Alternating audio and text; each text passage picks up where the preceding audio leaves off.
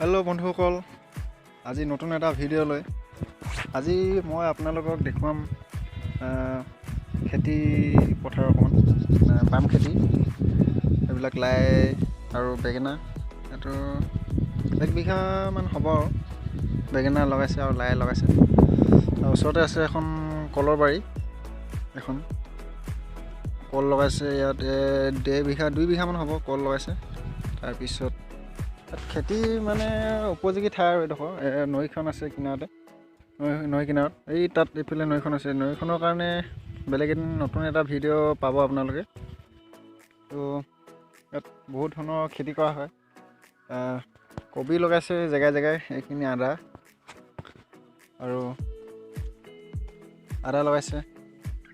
তাত কবি আৰু মানে বিভিন্ন ধৰণৰ তাত পুলি পচাইছে আৰু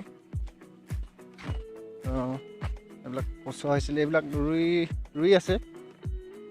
এইবিলাকো মানে এইবিলাক কি বুলি কয়, এইটো ওলকবি পুলি ইয়াত পচোৱা হয়। ইয়াত বিভিন্ন ধৰণৰ গুটি পচোৱা হয়। তো ইয়াত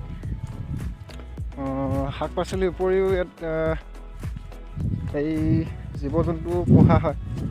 জীৱ জন্তু মানে যিবিলাক ঘৰত পোহা ছাগলী, হাঁহ কুকুৰা আদি কৰি পোহা, এইটো ছাগলী পোহা। এইবিলাক চাওক, এইবিলাক ছাগলী আছে 30জনীমান।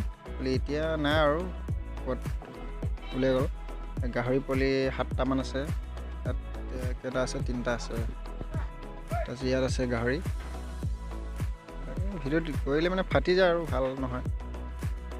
তো এইবিলাকে আৰু তো বিশেষ একো নাই, এনেই শাক পাচলিবিলাকে দেখাওঁ বুলি ভিডিঅ'টো কৰিলোঁ। তো ভিডিঅ'টো কেনেকুৱা পালে জনাব।